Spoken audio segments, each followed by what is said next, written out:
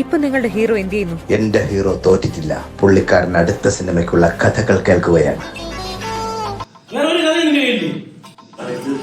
ജനം ഒഴുകും.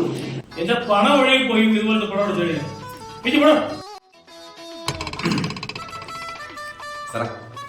സാറേ ഞാൻ കഥ പറയാൻ വന്നേ. ഒരു ഉഗ്രം കോമൺ സബ്ജക്റ്റാണ് ഈ കഥ കേട്ട് സാറേ ചിരിച്ച് ചാവും. നമ്മളല്ല ജനങ്ങൾ ചിരി ചാവും സാറേ. അമ്മാതിരി സബ്ജക്റ്റാണ്. കഥ പറ.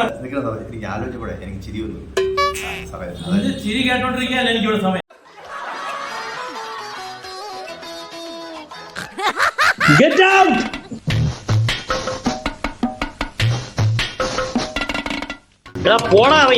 ഈ പൊട്ടൻ എന്ന് പറഞ്ഞ മനുഷ്യൻ, അതായത് സൊസൈറ്റി പറയുന്നത് എന്തും അപ്പാടെ വിശ്വസിക്കുന്ന കുറച്ച് ആൾക്കാരുണ്ട്.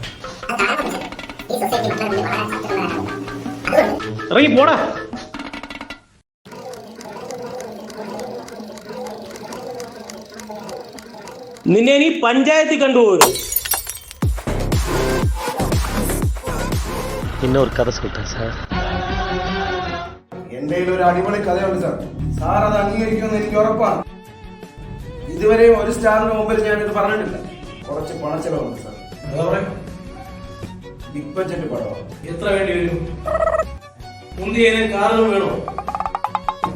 വിദേശ നടികൾ വേണോ? പിന്നെ എന്തിനാണ് ഈ ചിലവ്?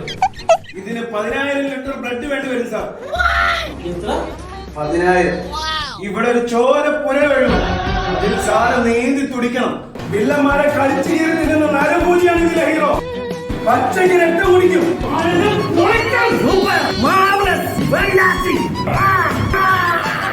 ഇതാണ് എനിക്ക് വേണ്ടത്.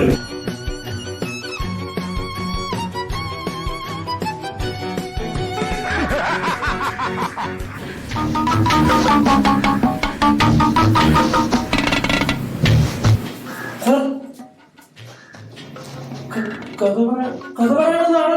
അവരെ ഞാൻ തിന്നു. ഒരു നിമിഷം ഞാൻ ക്യാരക്ടറായി പോയി.